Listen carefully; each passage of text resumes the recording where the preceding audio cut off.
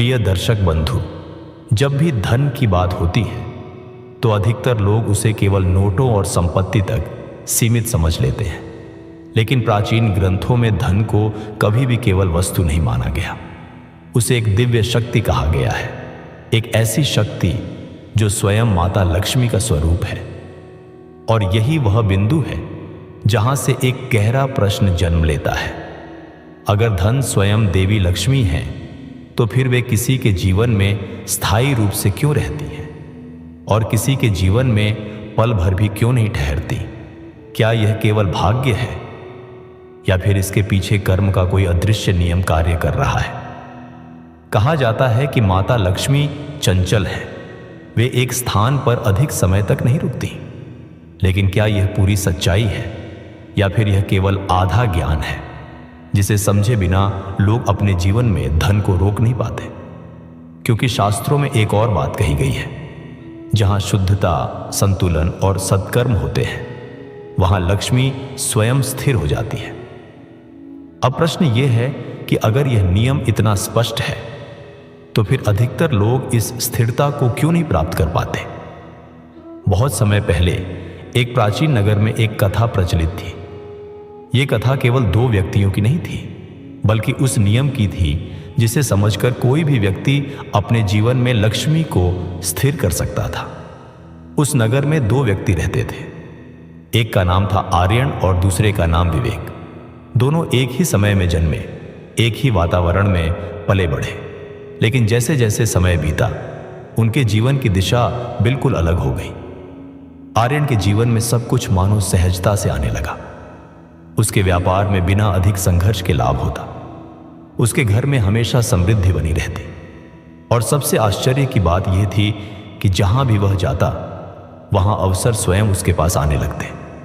लोग कहते, इस पर माता लक्ष्मी की विशेष कृपा है। लेकिन कोई यह नहीं समझ पाता था कि यह कृपा आखिर आई कैसे। वहीं दूसरी ओर विवेक का जीवन बिल्कुल विपरीत था।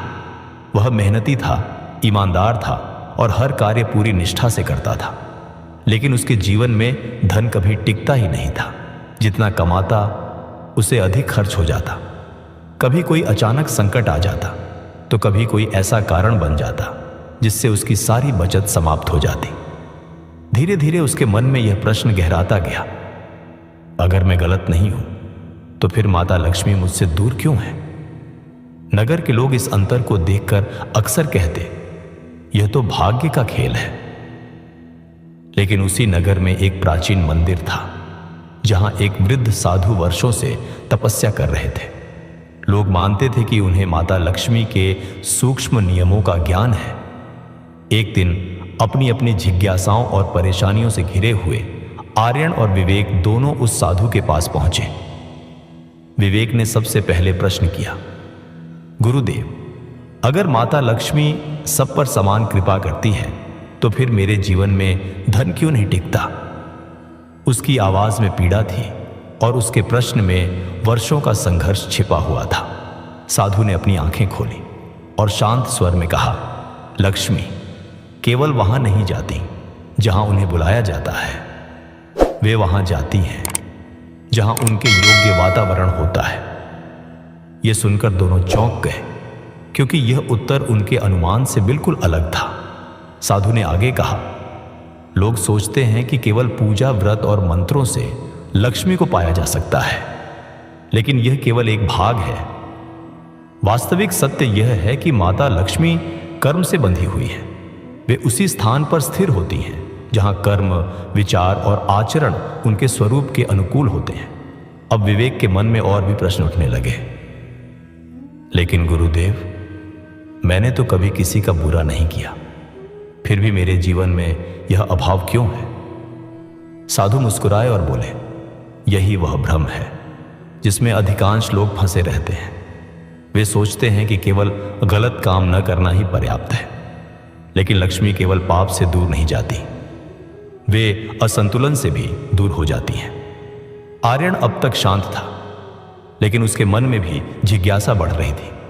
उसने पूछा, तो क्या इसका अर्थ यह है कि मेरे जीवन में जो धन है वह केवल मेरे अच्छे कर्मों का परिणाम है? साधु ने सिर हिलाते हुए कहा, आंशिक रूप से हां, लेकिन इसके पीछे केवल इस जन्म के कर्म नहीं है।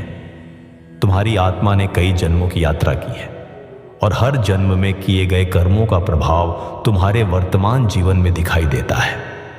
यह सुनते ही वातावरण में एक गहरी गंभीरता छा गई। अब यह केवल वर्तमान जीवन की बात नहीं रही थी, यह उस अनंत यात्रा की बात हो रही थी जिसे समझे बिना कोई भी व्यक्ति धन के इस रहस्य को पूरी तरह नहीं समझ सकता।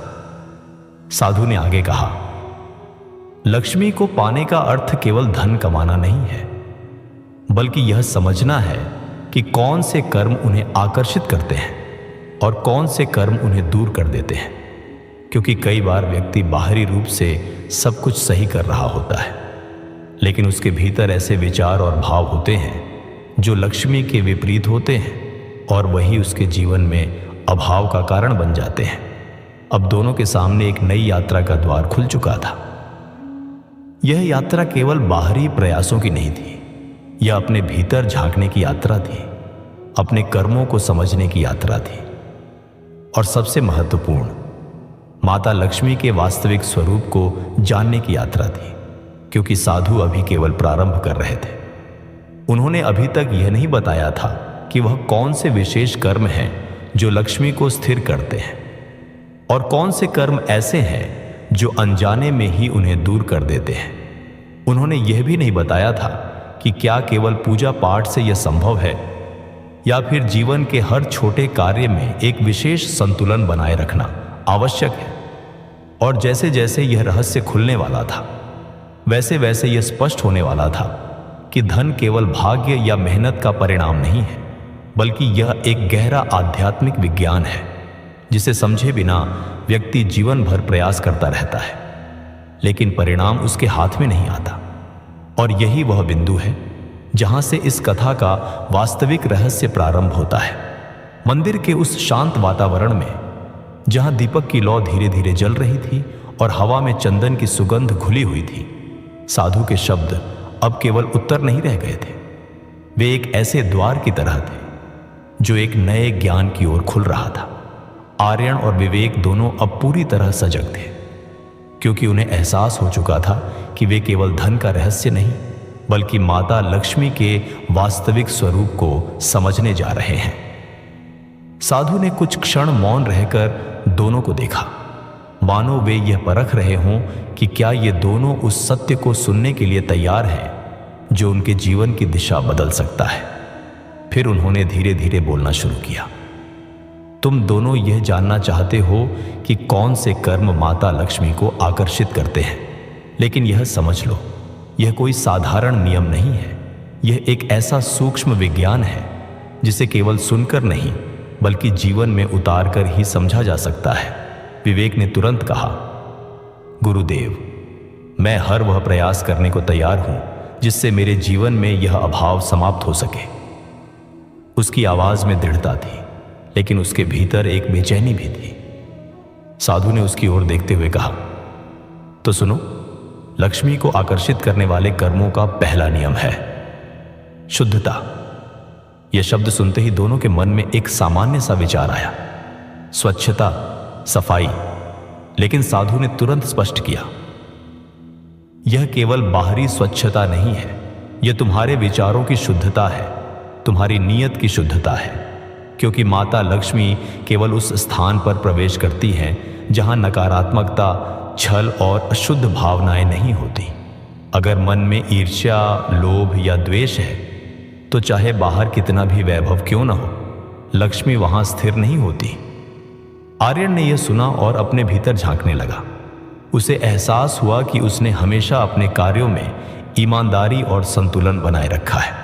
शायद यही कारण था कि उसके जीवन में सब कुछ सहज था, लेकिन विवेक के लिए यह एक नई समझ थी। उसने कभी अपने विचारों को इस दृष्टि से नहीं देखा था। साधु ने आगे कहा, दूसरा नियम है सम्मान। और यह केवल लोगों का सम्मान नहीं है, यह हर उस वस्तु और अवसर का सम्मान है जो तुम्हारे जीवन में आता है।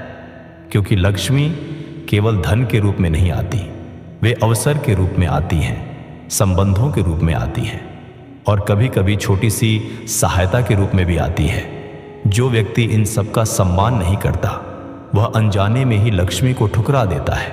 विवेक अब हर शब्द को गहराई से महसूस कर रहा था। उसे याद आने लगा कि कितनी बार उसने छोटी छोटी बातों को नज़रअंदाज किया, कितनी बार उसने अपने पास जो था उसकी कद्र नहीं की। और शायद यही वह स्थान था जहां से उसका असंतुलन शुरू हुआ था। साधु ने तीसरा नियम बताया, दान। लेकिन यह सुनते ही उन्होंने हाथ उठाकर कहा, ध्यान रहे, दान का अर्थ केवल धन देना नहीं है। यह उस भावना से जुड़ा है जिसमें तुम बिना किसी स्वार्थ के किसी की सहायता करते हो, क्योंकि जब तुम देते हो तब तुम अपने भीतर उस प्रवाह को सक्रिय करते हो जिसमें लक्ष्मी का आगमन होता है। लेकिन अगर दान केवल दिखावे के लिए किया जाए तो वह केवल कर्म नहीं बल्कि अहंकार बन जाता है, और अहंकार लक्ष्मी को सबसे अधिक दूर करता है। आर्यन ने धीरे से सिर झुकाया, क्योंकि उसने हमेशा दान को एक कर्तव्य की तरह नहीं बल्कि एक स्वाभाविक क्रिया की तरह अपनाया था। और अब उसे समझ आ रहा था कि यह केवल एक आदत नहीं बल्कि एक गहरा नियम था। साधु ने कुछ क्षण रुककर दोनों को देखा और फिर बोले, चौथा नियम है संतुलन, क्योंकि लक्ष्मी अत्यधिकता में नहीं टिकती। अगर तुम्हारे जीवन में अत्यधिक लोभ है या अत्यधिक भय है तो यह दोनों ही स्थितियां संतुलन को बिगाड़ देती हैं। और जहां संतुलन नहीं होता वहां लक्ष्मी स्थिर नहीं रह सकती। यह बात सुनकर विवेक के मन में एक गहरा झटका लगा, क्योंकि उसे एहसास हुआ कि उसका पूरा जीवन इसी असंतुलन में बीत रहा था। कभी वह अत्यधिक चिंता में डूब जाता तो कभी अत्यधिक प्रयास में खुद को थका देता, लेकिन उसने कभी यह नहीं समझा कि यह असंतुलन ही उसकी सबसे बड़ी बाधा बन रहा है। अब साधु के शब्द और भी गहरे होते जा रहे थे। उन्होंने कहा, पांचवा नियम है कृतज्ञता।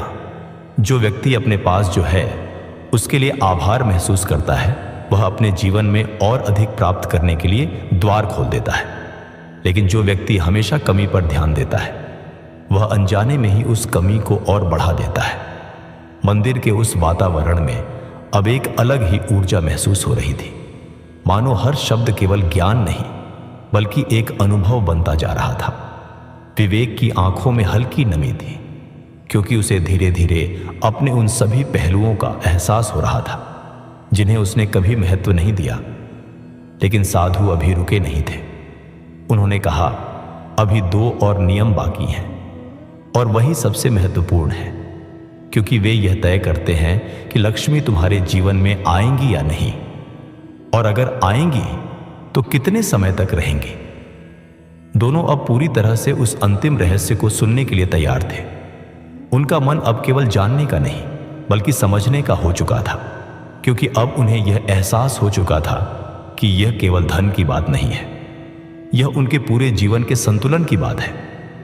और जैसे ही साधु उन अंतिम 2 नियमों को प्रकट करने वाले थे, उसी क्षण एक ऐसी घटना घटने वाली थी जो इस पूरी समझ को और भी गहरा कर देगी। एक ऐसी घटना जो यह साबित करेगी कि ये नियम केवल शब्द नहीं है बल्कि एक जीवित सत्य है जो हर क्षण हमारे जीवन में कार्य कर रहा है।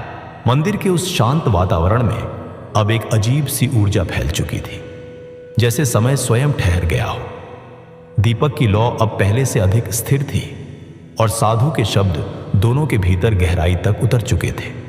लेकिन अब जो शेष था वही सबसे महत्वपूर्ण था, क्योंकि साधु जिन अंतिम 2 नियमों को प्रकट करने वाले थे वही यह तय करने वाले थे कि माता लक्ष्मी किसी के जीवन में आती है या नहीं, और अगर आती है तो स्थिर रहती है या फिर क्षण भर में चली जाती है। साधु ने धीरे धीरे अपनी आंखें बंद की, जैसे वे किसी सूक्ष्म स्तर से जुड़ रहे हों। फिर कुछ क्षणों के बाद उन्होंने कहा, छठा नियम है सत्य और ईमानदारी। उनकी आवाज अब पहले से अधिक गंभीर थी। लक्ष्मी केवल उस स्थान पर स्थिर होती है जहां सत्य का वास होता है, क्योंकि असत्य से प्राप्त किया गया धन, चाहे वह कितना भी अधिक क्यों न हो, वह लक्ष्मी नहीं होता। वह केवल एक भ्रम होता है, और भ्रम हमेशा स्थायी नहीं होता। आर्यन और विवेक दोनों इस बात को ध्यान से सुन रहे थे। साधु ने आगे कहा, कई बार व्यक्ति सोचता है कि थोड़ी सी चालाकी, थोड़ी सी बेईमानी से वह जल्दी धन प्राप्त कर सकता है, और हां, वह धन उसे मिल भी जाता है, लेकिन वह लक्ष्मी नहीं होती, क्योंकि लक्ष्मी केवल शुद्ध कर्म से बंधी होती है। और जहां कर्म में असत्य होता है, वहां लक्ष्मी अधिक समय तक नहीं रुकती। वहां केवल अस्थायी समृद्धि होती है, जो समय के साथ समाप्त हो जाती है। यह सुनकर विवेक को अपने जीवन की कुछ घटनाएं याद आईं, जहां उसने मजबूरी में छोटे छोटे समझौते किए थे। उसे लगा कि शायद वही छोटे असंतुलन धीरे धीरे बड़े परिणाम बन गए। वहीं आर्यन के मन में एक शांति थी, क्योंकि उसने हमेशा अपने कार्यों में पारदर्शिता बनाए रखने की कोशिश की थी। साधु ने अब अंतिम नियम की ओर बढ़ते हुए कहा, और 7वां सबसे गहरा नियम है आत्मसंयम और संतोष। यह कहते ही उन्होंने दोनों की ओर देखा, मानो वे यह सुनिश्चित कर रहे हों कि यह बात उनके भीतर गहराई तक पहुंचे। लक्ष्मी वहां नहीं टिकती जहां लालच अनियंत्रित होता है, और वहां भी नहीं टिकती जहां व्यक्ति अपनी इच्छाओं का गुलाम बन जाता है, क्योंकि ऐसा व्यक्ति कभी संतुष्ट नहीं होता। और जहां संतोष नहीं होता, वहां स्थिरता नहीं होती। ये शब्द मानो सीधे विवेक के हृदय में उतर गए, क्योंकि उसने हमेशा अधिक पाने की इच्छा में अपने वर्तमान को नजरअंदाज किया था। उसे लगता था कि जब उसके पास अधिक धन होगा तभी वह संतुष्ट होगा, लेकिन आज उसे समझ आ रहा था कि शायद यही उसकी सबसे बड़ी भूल थी। अब 7 नियम सामने आ चुके थे, शुद्धता, सम्मान, दान, संतुलन, कृतज्ञता, सत्य और आत्मसंयम। लेकिन तभी अचानक मंदिर के बाहर एक हलचल होने लगी। कुछ लोग तेजी से अंदर की ओर भागते हुए आए। उनके चेहरे पर घबराहट थी। एक व्यक्ति हाँफते हुए बोला, गुरुदेव, नगर के सबसे धनी व्यापारी के घर में अचानक आग लग गई है। सब कुछ जलता जा रहा है।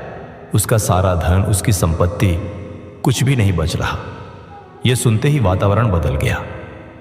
आर्यन और विवेक दोनों एक दूसरे की ओर देखने लगे, क्योंकि जिस व्यापारी की बात हो रही थी वह पूरे नगर में सबसे अमीर माना जाता था। उसके पास अपार धन था, लेकिन उसके बारे में यह भी कहा जाता था कि उसने अपनी संपत्ति कई बार अनुचित तरीकों से अर्जित की थी। साधु ने शांत भाव से आंखें बंद कर ली और फिर धीरे से कहा, यही वह अंतर है जिसे समझना आवश्यक है। वह धन जो सत्य और संतुलन से नहीं जुड़ा होता, वह कभी भी स्थायी नहीं होता। वह कभी भी लक्ष्मी नहीं होता, क्योंकि लक्ष्मी केवल वहां रहती है जहां उनके सभी नियमों का पालन होता है। यह घटना केवल एक संयोग नहीं थी, यह उस सत्य का जीवित प्रमाण थी जिसे साधु अभी समझा रहे थे। आर्यन और विवेक दोनों के भीतर अब कोई संदेह नहीं बचा था, क्योंकि उन्होंने अपने सामने देख लिया था कि कैसे असंतुलन, असत्य और लालच किसी भी समृद्धि को एक पल में समाप्त कर सकते हैं। विवेक की आंखों में अब एक नई चमक थी, लेकिन इस बार वह केवल आशा की नहीं थी, वह समझ की थी। उसने धीरे से कहा, गुरुदेव, अगर मैं इन सभी नियमों को अपने जीवन में अपनाऊं, तो क्या मैं भी अपने जीवन में लक्ष्मी को स्थिर कर सकता हूं? साधु ने उसकी ओर देखा और मुस्कुराए। लक्ष्मी को बुलाना कठिन नहीं है, लेकिन उन्हें रोकना कठिन है, और यह तभी संभव है जब ये 7 नियम तुम्हारे जीवन का स्वभाव बन जाए। केवल कुछ समय के लिए किए गए प्रयास से नहीं, बल्कि स्थायी परिवर्तन से। अब यह केवल ज्ञान नहीं रहा था, यह एक संकल्प बन चुका था। विवेक के भीतर कुछ बदल चुका था, और आर्यन के भीतर यह समझ और भी गहरी हो गई थी कि उसकी समृद्धि केवल संयोग नहीं, बल्कि एक संतुलन का परिणाम है। लेकिन यह यात्रा अभी समाप्त नहीं हुई थी, क्योंकि साधु अभी एक और गहरा रहस्य प्रकट करने वाले थे। एक ऐसा रहस्य जो यह बताएगा कि क्यों कई बार व्यक्ति सही कर्म करने के बावजूद भी तुरंत परिणाम नहीं देख पाता, क्यों कई बार सब कुछ ठीक करने के बाद भी धन आने में समय लगता है। और यही वह प्रश्न था जो अब विवेक के मन में धीरे धीरे जन्म ले रहा था, क्योंकि असली परीक्षा अब शुरू होने वाली थी। मंदिर के उस प्राचीन आंगन में अब सब कुछ बदल चुका था। हवा वही थी, दीपक वही था, साधु वही थे, लेकिन आर्यन और विवेक के भीतर कुछ ऐसा बदल चुका था जिसे शब्दों में बांध पाना कठिन था। अब उनके लिए धन केवल एक लक्ष्य नहीं रहा था, वह एक समझ बन चुका था, एक ऐसा रहस्य जिसकी परतें अभी धीरे धीरे खुल रही थीं। लेकिन जैसे ही मन को एक उत्तर मिलता है, वैसे ही एक नया प्रश्न जन्म लेता है, और इस बार यह प्रश्न विवेक के भीतर उठ रहा था। एक ऐसा प्रश्न जो हर उस व्यक्ति के मन में कभी ना कभी जरूर आता है, जो अपने जीवन को बदलने की कोशिश कर रहा होता है। विवेक ने धीरे धीरे साधु की ओर देखा और कहा, गुरुदेव, अगर मैं इन सभी नियमों को अपने जीवन में अपनाना शुरू कर दूं, अगर मैं अपने कर्म, अपने विचार और अपने आचरण को संतुलित कर दूं, तो क्या मेरे जीवन में तुरंत परिवर्तन आ जाएगा? क्या लक्ष्मी तुरंत मेरे जीवन में आने लगेंगी? उसके इस प्रश्न में एक आशा थी, लेकिन साथ ही एक अधीरता भी थी, क्योंकि वह वर्षों से संघर्ष कर रहा था और अब वह परिणाम देखना चाहता था। साधु ने उसकी आंखों में गहराई से देखा और कुछ क्षणों तक मौन रहे, जैसे वे उसके भीतर उठ रहे हर भाव को पढ़ रहे हो। फिर उन्होंने धीमे स्वर में कहा, यही वह स्थान है जहां अधिकांश लोग अपनी यात्रा अधूरी छोड़ देते हैं। यह सुनकर विवेक चौंक गया। साधु ने आगे कहा, तुम्हें यह समझना होगा कि कर्म केवल वर्तमान में नहीं बनते, वे समय के साथ एक संचित ऊर्जा का रूप लेते हैं जिसे तुम देख नहीं सकते, लेकिन वह तुम्हारे जीवन के हर परिणाम को प्रभावित करती है। आर्यन भी अब ध्यान से सुन रहा था, क्योंकि यह विषय उसके लिए भी नया था। साधु ने अपनी बात को और स्पष्ट करते हुए कहा, तुम्हारे जीवन में जो भी परिस्थितियां आज दिखाई दे रही हैं, वे केवल आज के कर्मों का परिणाम नहीं है, वे तुम्हारे संचित कर्मों का परिणाम है। उन सभी कर्मों का जो तुमने इस जन्म में और पिछले जन्मों में किए हैं। वातावरण में एक गहरी गंभीरता छा गई। अब बात और भी गहरी हो चुकी थी। साधु ने आगे कहा, इसे ऐसे समझो, तुम्हारे जीवन में कर्म एक बीज की तरह है। कुछ बीज ऐसे होते हैं जो तुरंत फल देते हैं, और कुछ बीज ऐसे होते हैं जिन्हें फल देने में समय लगता है, लेकिन जब वे फल देते हैं तो उनका प्रभाव बहुत गहरा होता है। विवेक अब इस बात को महसूस करने लगा था। उसने पूछा, तो क्या इसका मतलब यह है कि अगर मैंने आज सही कर्म करना शुरू किया तो भी मुझे तुरंत परिणाम नहीं मिलेगा? साधु ने मुस्कुराते हुए कहा, परिणाम मिलेगा, लेकिन वह तुम्हारी अपेक्षा के अनुसार तुरंत नहीं भी हो सकता, क्योंकि पहले तुम्हें अपने पुराने कर्मों का प्रभाव समाप्त करना होगा। जब तक पुराने कर्मों की ऊर्जा समाप्त नहीं होती, तब तक नए कर्मों का पूर्ण परिणाम दिखाई नहीं देता। यह सुनकर विवेक के भीतर एक हल्की बेचैनी उत्पन्न हुई, क्योंकि उसे लगा कि यह यात्रा शायद और भी लंबी हो सकती है। लेकिन साधु ने तुरंत उसकी इस भावना को समझ लिया। उन्होंने कहा, लेकिन इसका अर्थ यह नहीं है कि तुम्हारे प्रयास व्यर्थ जा रहे हैं। हर सही कर्म, हर शुद्ध विचार, हर संतुलित निर्णय तुम्हारे भीतर एक नई ऊर्जा का निर्माण कर रहा है, जो धीरे धीरे तुम्हारे जीवन की दिशा को बदल रही है। अब साधु की आवाज में एक विशेष गहराई आ गई थी। उन्होंने कहा, कई बार ऐसा होता है कि व्यक्ति सही मार्ग पर चल रहा होता है, वह अपने कर्मों को सुधार रहा होता है, लेकिन उसे तुरंत कोई बड़ा परिवर्तन दिखाई नहीं देता, और यहीं पर उसकी परीक्षा होती है, क्योंकि यही वह क्षण है जहां उसे यह तय करना होता है कि वह अपने कर्मों को परिणाम के लिए कर रहा है या समझ के लिए। आर्यन के चेहरे पर अब एक गंभीरता थी। उसे एहसास हो रहा था कि उसकी सफलता के पीछे केवल वर्तमान प्रयास नहीं, बल्कि एक लंबी यात्रा का परिणाम है। और शायद यही कारण था कि उसके लिए सब कुछ सहज था। विवेक अब पूरी तरह शांत हो चुका था। उसकी अधीरता धीरे धीरे समाप्त हो रही थी। उसकी जगह एक नई समझ जन्म ले रही थी। उसने धीरे से कहा, तो इसका मतलब यह है कि मुझे धैर्य रखना होगा और अपने कर्मों पर विश्वास करना होगा। साधु ने सिर हिलाते हुए कहा, धैर्य केवल प्रतीक्षा नहीं है, यह विश्वास है। यह वह अवस्था है जहां तुम बिना परिणाम की चिंता किए सही कर्म करते रहते हो, क्योंकि तुम्हें यह पता होता है कि हर कर्म का फल निश्चित है, बस उसका समय अलग हो सकता है। मंदिर के उस वातावरण में अब एक अलग ही शांति थी, जैसे हर शब्द ने एक नई दिशा दे दी हो। विवेक के भीतर अब कोई जल्दी नहीं थी। अब वह केवल समझना चाहता था, सीखना चाहता था और अपने जीवन को भीतर से बदलना चाहता था। लेकिन साधु अभी रुके नहीं थे। उन्होंने कहा, लेकिन एक और कारण है जिसकी वजह से कई बार लक्ष्मी आने में समय लेती है। यह सुनते ही दोनों फिर से उत्सुक हो गए। साधु ने आगे कहा, कई बार व्यक्ति के भीतर कुछ ऐसे अदृश्य अवरोध होते हैं जो उसके कर्मों के प्रभाव को रोक देते हैं। ये अवरोध उसके विचारों में, उसकी आदतों में और कभी कभी उसके वातावरण में छिपे होते हैं। और जब तक ये अवरोध समाप्त नहीं होते, तब तक लक्ष्मी का प्रवाह पूर्ण रूप से नहीं हो पाता। अब यह एक नया रहस्य था, एक ऐसा पहलू जिसके बारे में उन्होंने पहले कभी नहीं सोचा था। और यहीं से इस कथा की अगली परत खुलने वाली थी, क्योंकि अब बात केवल कर्मों की नहीं रही थी। अब बात उन अदृश्य बाधाओं की होने वाली थी जो अनजाने में ही लक्ष्मी के मार्ग को रोक देती है। और यही वह सत्य था जिसे जानना सबसे अधिक आवश्यक था।